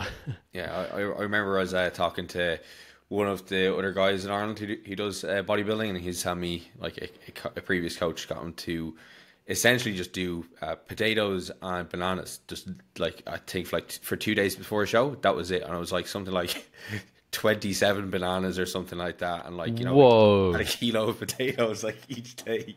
That was it. Gee. No protein source, no fat source. That's mad. he made like a video of him going through the day. I was just like, for meal number 2 bananas. Like it's fucking hilarious. But I mean, look, that's there's some of the things that are out there.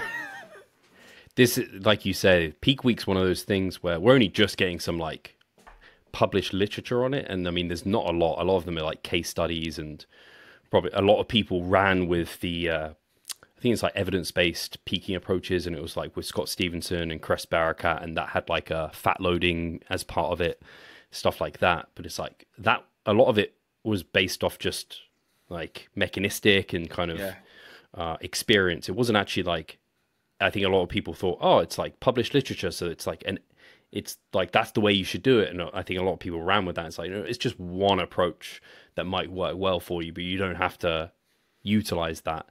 I do sometimes wonder how much of the very meticulous, kind of almost stressful, small changes benefit versus a much more relaxed approach.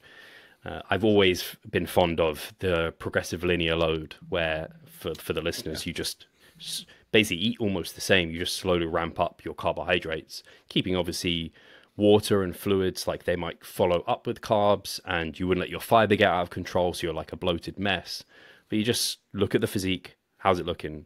Okay, looks like you can handle a bit more carbs, 50 grams more carbs the next day. And then you're like, oh, you look really full, let's hold. And it's like, oh, I think you could handle a bit more.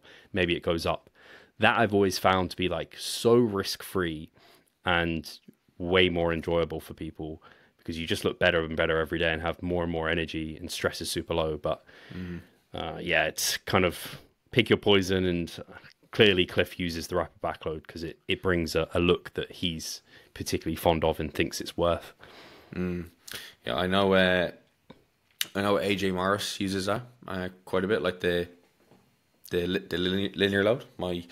My fiance was coached by him for her season. Like, she had enough peak weeks with him to know what the method was. But I've heard him talk about it as well, and it's something that like I only started coaching like natural bodybuilders this year. I had like my first competitors on stage, and you know, I found had them do like a number of shows, and you know, they didn't really have any kind of data as to like obviously peaking protocols before, and you know, as a coach, I was just asking them for their like, you know, kind of trust for me to kind of experiment with some of the stuff. Yeah. So I did kind of use like the likes of like the linear load, use like backload in one kind of instance, because like there's some of the shows where like it just at good enough kind of time spots throughout like the kind of season that you could have a bit of time to kind of let off on like, you know, the back end of like a backload, right? So like, you know, the few days after that, and your physique is kind of like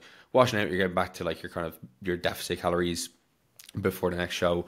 But like I definitely found that the linear load for me as a coach and for them as an athlete, quite often it just like made the process less stressful, just because you're not like, you can see, as you said, you can see the change happen like day to day.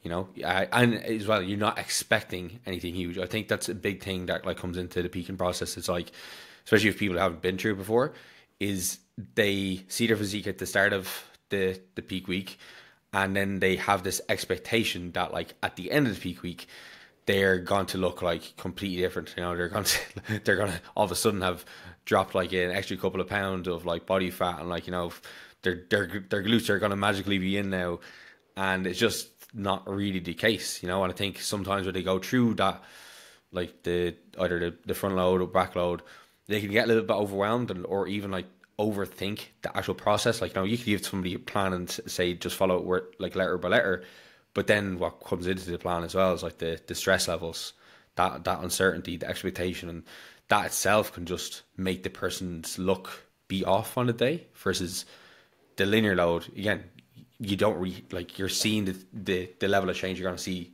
day to day, so it's going to be predictable enough what you're going to look like on stage. Yeah, that's why I've always preferred that approach. The only downside to a linear load is if someone, and I will use a backload in these cases, if someone needs to lose a bit more body fat, like, and they're not, the linear load's great. Again, if someone's really fatigued, you're like, it's not a body fat issue, it's a fatigue and stress issue. That's why you look a bit watery. We need to reduce that. So then the linear load gives you a bunch of time to do that too. But yeah, if you're not in shape, like a backload at least gives you a number of days of more fat loss to really like tighten up. Yeah. All right. So one thing now I got to ask, right, because we're coming up towards the end of the podcast, and it's related to like what now, right? So you have the pro card, right? You had a really, really successful back end of your season there.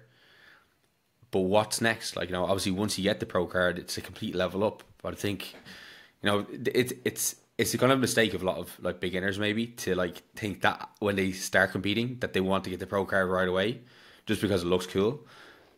But I think once you kind of recognize like the level up that takes place, maybe you appreciate your amateur years a little bit more. So could you let me kind of, or give the listeners kind of ideas to like what's next for you, like with this big level up? Yeah, it's a good question. I keep referring it to, it's like playing a game on hard mode now. Like it's just everything is harder.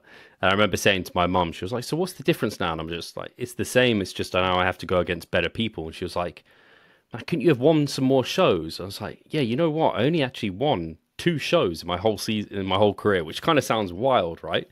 And when I think about it, I'm like, yeah, man, winning was really nice. Maybe I could have won some more shows because now I'm not going to be able to, well, I hope that I will be able to at some point. I say I won't be able to, because I think of Worlds immediately. I'm like, man, winning WNBF Worlds, like that'd be like the creme de la creme. I can't see that in my future. Like I already said before, going pro was something that I didn't know if I had the ability to. I kind of believed that I could more and more every time that I kind of did a season and saw my physique. I was like, actually, it's kind of starting to look that way. More and more people were like surprised that I wasn't pro. I was like, no, I'm not pro. Do you know how good pros are? Like, I'm not there yet. It's kind of weird that people would even say that to me at the time. And now I'm like, okay, maybe they're at a point. Like I did end up winning that. So for me, it's funny because it's kind of similar to an Eric Helms, who has had somewhat of a similar journey in terms of earning that pro card, where it hasn't just landed in his lap. It's been something that he's truly had to like go and earn. And now he's in like his pro off season and he's trying to become, he wants to place top 5 at Worlds as a pro. And I wouldn't say that's my next objective, but I like that idea of that. I just want to now be more in the mix with the pros. So for those that don't know, I don't know why I always do this to myself to bring it up. I don't know. I like to humble myself. When I did my first pro debut, I came last. So that was at the Swiss show. I will say it was a very competitive show. Babacar was there. He went and won it. Ramon came second. I think he came second. And I mean, he came second at Worlds as well within his class.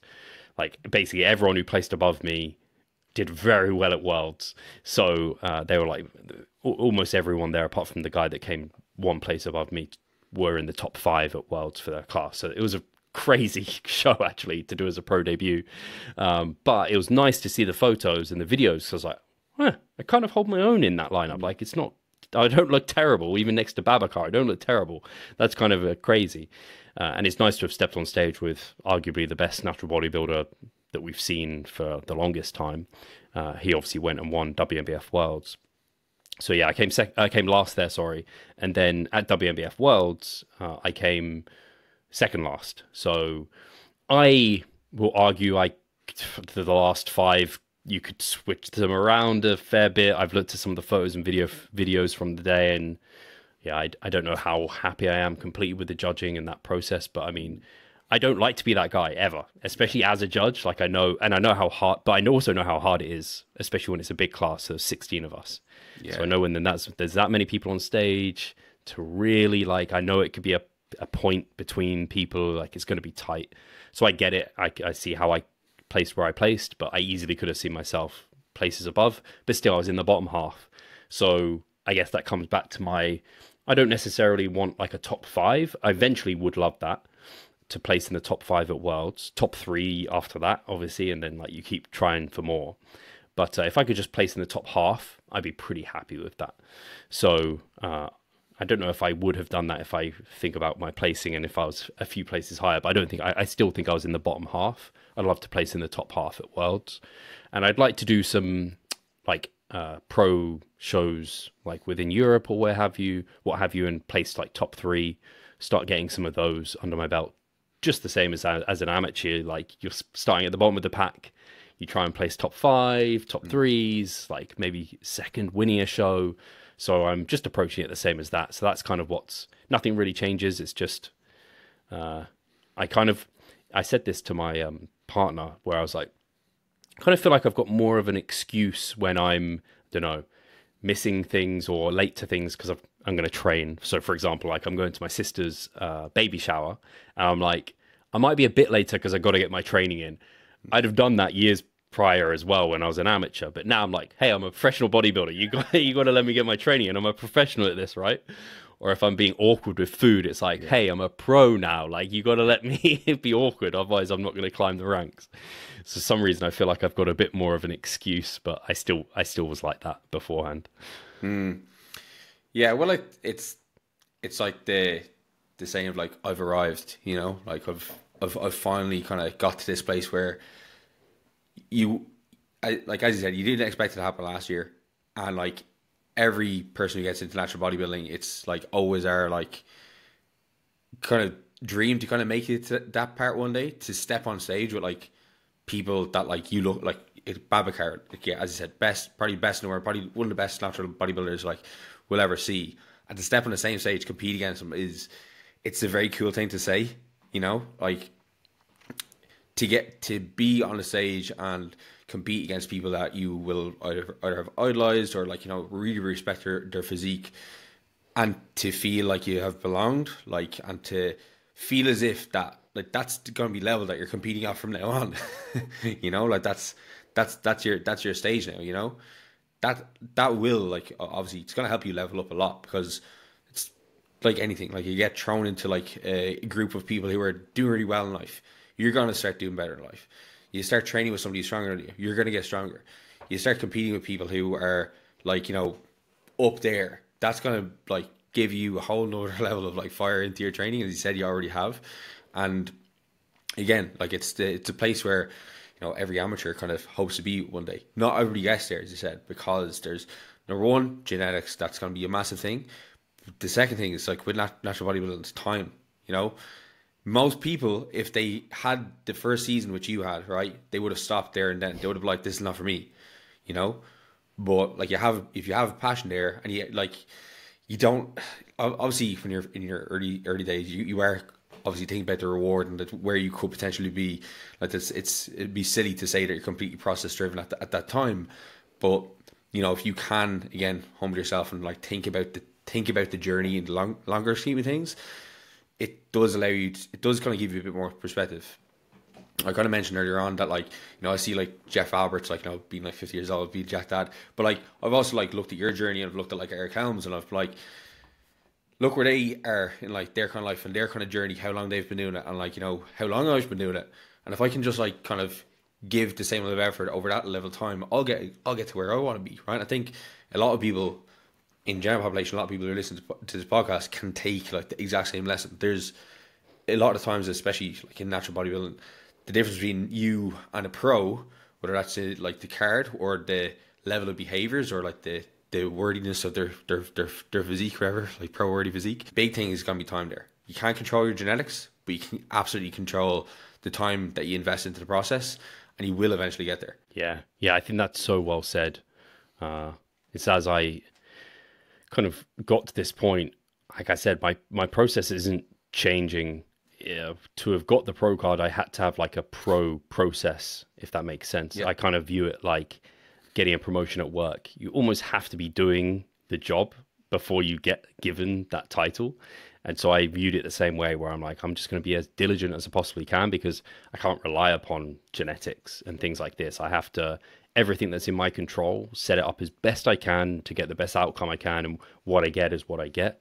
Yeah, relying on enjoying the process, because yeah, whenever I get tied up in wanting a specific outcome, it only ends up hurting me. It only, when I have expectations, it only ends up making me a bit more upset. Like I mentioned, I won my first show in 2021, the UK DFBA qualifier, and the feeling was unbelievable. But then that set me up kind of for hurt, because then I had kind of expectations going to other shows. Whereas I'm always now aiming just to go into shows just with like, hey, what will be will be. If I brought my best, I brought my best.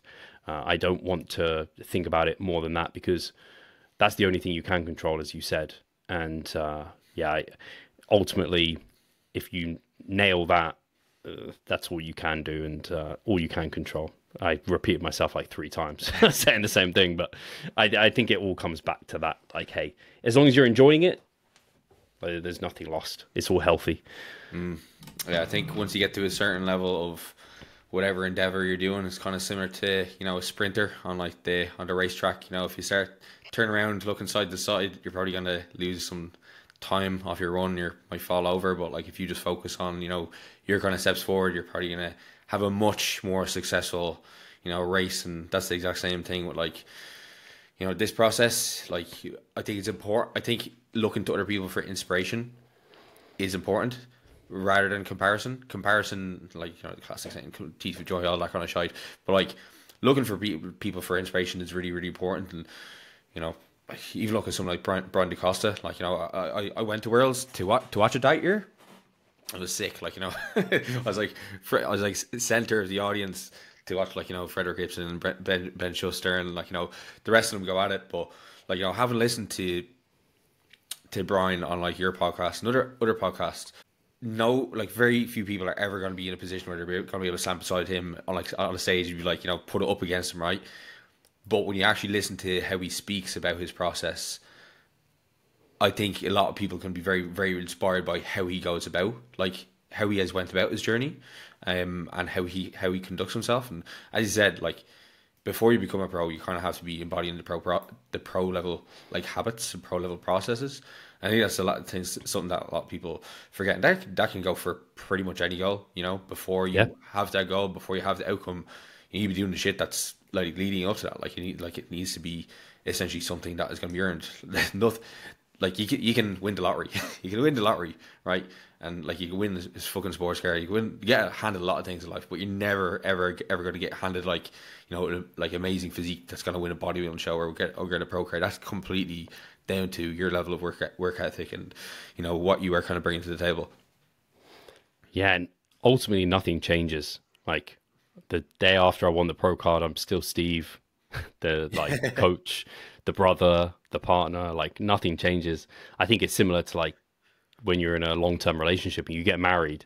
Like, nothing actually, like, people put a lot of, like, focus on marriage and being like a husband and a wife, but it's like, what actually changed? Like, you're still just people that live together and, like, live a life together. Putting the title on it, it hasn't actually changed anything. Yeah, so tax benefits, that's what it is. Yeah, tax benefits maybe. And it's nice to get the recognition for me, and I get that little card up there, and maybe, like, I get to put on my Instagram bio, but I could be a complete asshole and a terrible person and have that, and it mean absolutely nothing. Like, it doesn't change you, the person. So let that be a reminder to others who are, like, you know, who are really focused on it, to just be like, oh, actually, okay, it doesn't really change anything. Let's just enjoy the ride, and let's put effort in. It's funny that you said there, like, you know, you're still Steve. I was listening to a podcast there the other day, and they were talking about Samson Dowda, like, you know, the Mr. Olympia, and they were talking about, like, you know, how he's doing so much traveling and, like, you know, kind of visiting lots of different countries and, like, you know, actually, like, being Mr. Olympia. But they're like, you know, if you're Mr. Olympia, you never you never travel, and, like, you're never really kind of going outside your gym. Like, you're not Mr. Olympia in your own home. Like, your wife is still asking you to empty the dishwasher and cut the grass. You know, so, like, you know, you're still you. It's just, like, it's just an accolade. And, you know, really, when it comes down to it, like, those are just, it's just like that kind of hobby that we like decide to spend a lot of our time towards, and ultimately, you know, it shouldn't affect who we are. I think a lot of people can let maybe some ego come into it when they get like wins, or like they maybe make a name for himself and stuff like that.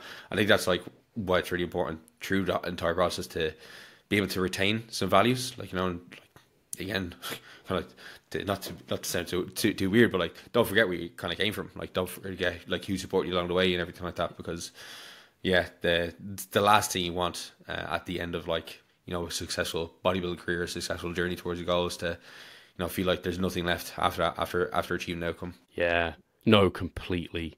It brings it back to like not having that immediate success makes you better in the long run. It absolutely does. Because I vividly remember being like, if I'd I don't know, immediately won my pro card in my first season and then came last in my pro show, I just be like, I probably want to give up at that point. Whereas at the Swiss show, when I thought I was going to come last, like that was my kind of expectation when I was on stage. I was like, and that's fine. Like, it's okay. It just makes me eager to want to climb up. And same at Worlds. I remember standing at the back with the first call outs and not being in it. And I was like, damn, like, okay, this is what it is now. This is what we're about. And I was like, I was waiting to see if they might call me out for some comparisons to be in the first call out. I was like, okay, I wasn't. So like, let's just get to work. And I will say the cool thing with being a pro, one of the upsides is the other pros have such respect for one another. And it's a really like community, like they get it. Like everyone there is like, for the most part, I think just like worked incredibly hard to be at that level, and everyone just respects the fact that like, hey, you're a pro and I know how much you've worked to have got that. And so there's that camaraderie almost. Like if you're in the second call outs, no one's looking down at you and no one thinks like, oh, like you shouldn't be here. Whereas I know in the amateur ranks, it's a bit less of that, because they haven't got that experience, that knowledge base. There's almost like more competitiveness in the amateur ranks, because they haven't respected the process as much as what the pros kind of have, if that makes sense. Yeah. I guess with the pro ranks as well, though, there's going to be people who are competing against each other like very frequently. Like, you know, a lot of pros will like just compete against the same pros over and over again. Whereas like amateur can be a little bit different. There's like not really that there's not as much time to kind of build, like, you know, some kind of like rapport with people, just because like you might meet them at a show and never see them again. Yeah, that can happen for sure. But a natural bodybuilding in a sense, like, because you're all on your own journey, but the online side's been great because that allows you to really connect with others and see their process and kind of follow along. And like you said, don't use it as kind of comparison being the thief of joy. Let it inspire you. Like, see someone lift a certain lift, or don't know, you see them like I know there's some competitors that like will take photos of their food like every day, like meal 1 to 4, and I'm just like, in the past I've been like, that's cringe, and now I'm like, I respect it. Like, go on your grind, brother. Like, cool. So yeah, it's nice. Look, Steve, I really, really appreciate your time for coming on the podcast. It's been a great discussion. And one question I want to ask just before we wrap up here, as I did tell you before we came on, is you have like probably one of the most successful like podcasts in like definitely natural bodybuilding space, but like probably like the bodybuilding space, right? You get a ton of really great guests in week after week, and you've been doing it since like what, 2016, 2015, something like that. 400 episodes, and have you missed a week? I haven't missed a week. We just hit 450. 450 was Cliff Wilson last week, so we're in the 450s now. Yeah, it's wild, actually. Question I want to ask is, with all the people that you've had on, like, what would you say are some common traits that the people you've had on have, and how can the listener maybe kind of learn from some of those, you know, commonalities? Really good question. Yeah, what are their common traits? At least the one that comes to mind immediately right now, just because of the kind of, I guess it's a bit vogue, is science has become more popular. As I mentioned, like in the kind of UK bodybuilding scene, it's become a bit more popular. But at the same time, it's become more popular, and there's more scientific studies getting published than ever, and social media's grown. more people are competing, more people are becoming online coaches. It's science is almost in my eyes being kind of bastardized and misused, where you're getting people. Just think of, you probably scroll through reels and see someone saying, "Oh, you're not going to grow your quads through seated leg, lying leg curl. You should be doing seated leg curls. You'll get way more growth because this study said this. So never doing lying leg curls." Or, "Oh, your quads aren't growing because you're doing a leg extension sat upright. You should lean back and you'll get so much more growth." And it's just like, yeah, I understand why you're saying that, and you can reference the kind of the PMID there and kind of have that for people. No one's going to look at it, and you probably haven't read the study. And what the guests are good at are making sure to give context to these papers, where it isn't a like 180 completely. If you're doing a lying leg curl, like, you can grow plenty from that. In fact, I think it's like the sartorius grows even better from it because it gets more lengthened, whatever. And then like leg extensions, like, it actually matters the context of everything, like drawing it back, the bigger picture, long term. So I'd say my guests, again, a lot of them are researchers and PhDs. They're good to remember all the caveats, all the limitations to studies, even down to like the measurement tools, the length of the study, the participants, what was nutrition controlled for, was it an in-person, like whatever. And so I think, unfortunately, again, because science has become almost like a tool to market with, it's being misused. And I just think many of the true scientists and a lot of the evidence-based practitioners I've had on the show use it much more appropriately. And they do take it into context of being evidence-based practitioners, where they look at their own experience, where they've come back to the broader context of evidence and the body of evidence, and they just let new research nudge them in our direction versus a 180. So I really appreciate their ability for doing that, and yeah, not missing the kind of the forest for the trees, in a sense. I don't know if that's a good answer, but that's where I'm at the moment with that question. Yeah, no, it's as good an answer as I could expect, since I put you on the spot as well.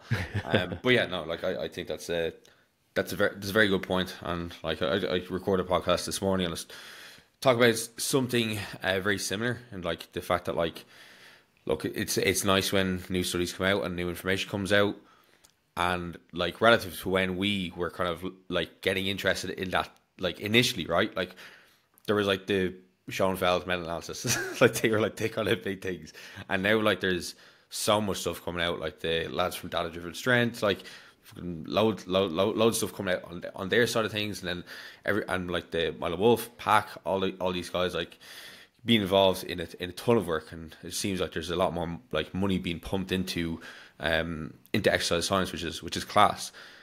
But again, it's adding to what we know, but it's not revolutionizing what we know. It's like, just like saying, hey, this is interesting, but it's just kind of like giving us different options. It's not saying that we need to change things. It's just like saying, this is another tool that we can use if we want to use it. I was listening to Dr. Scott Stevenson the other day, and he said something that was like really, really like, you know, powerful. He's like I was like, dance with the one who brung you. So, you know, everything that you've been doing up to this point has gotten you to where you are. Adding or revolutionizing your training with just this new information, it may be something that kind of takes you away from where you were. It's not something you know or trust or is reliable. Whereas if you want to add it in a tiny bit, but still kind of pay attention to everything that's gotten you to where you are, right? Because again, that's probably going to be the stuff that's going to continue to deliver those like consistent results like year after year. Yeah, Scott is a great example of someone who is truly evidence-based, but because he is first and foremost a trainer, like a bodybuilder, also a coach, a practitioner. I believe he has a PhD. Yeah, Dr. Scott Stevenson, of course he does. And but he has a world of wisdom as well. And so I find myself, whenever I listen to Scott, I just enjoy his perspective so much, and I really value it. It's funny how when you're younger, I think I put more value on the science, whereas now, as I've aged, I put way more value on wisdom and experience, because I'm like, the science is, cool, it's kind of flashy and it can tell you something, but man, there's nothing like driving the car for a long period of time versus passing the test type of thing, right? You learn so much by doing. And yeah, I think because people can just, again, go on to social media and see all these studies being spoken about, people are kind of waiting to have the perfect program or permission to do certain things versus just getting at it. Yeah, I think the experience, it allows you to weave in the information versus like if you were just fresh in the door and you're coaching somebody and you had no experience, like, like practical experience, like you can information dump all day long. It's the exact same thing as like somebody just picking up a book and reading it, but you don't have like context to add it to within your life or experiences that have maybe been contrary to, a protocol that's being suggested. Like it's not necessarily going to be something that's going to be too practical. Like when you're coaching people, giving them that bit of wisdom, giving them your experience, and then painting in some more kind of factual stuff, that's going to be more like useful and relevant for the person, because naturally we probably are more inclined to take on stories and narratives versus facts. Anyway, look, Steve, I really, really appreciate your time. We have gone a little bit over the time that I kind of set for the booking link, so I appreciate you staying on. I'm sure people would have an idea as where to find you, but plug your shit. Tell everybody where they can find your stuff. For sure. Yeah. Thank you so much for having me. It's always nice being on this end. And yeah, like you said, people, hopefully if they Google Revive Stronger, hopefully we'll come up, as long as we've got some sort of SEO or whatever it is. But revivestronger.com is the website. We've got our coaching there. We've got a team of coaches. That's all available. Our podcast is linked there. The YouTube is there too. So Revive Stronger on YouTube, podcast platforms such as Spotify. You can find the Revive Stronger podcast. And then I'm most active outside of podcasting and YouTube on Instagram. I'm Revive Stronger on Instagram, so you'll be able to find me there. Yeah, thank you again for having me. Unreal. So yeah, if you did enjoy the podcast, make sure to leave a rating and review on the podcast platform you're listening on. Of course, go over, follow all of Steve's stuff. Endless amounts of good content there. And yeah, look, just thank you very much again for coming on. Again, as I said at the very beginning of the conversation, somebody I've been listening to since like the kind of inception of your podcast, and you've had a tremendous impact on not just me but also the entire industry. So we're all greatly in debt to you. So thank you very much. I appreciate that. All right, we are done.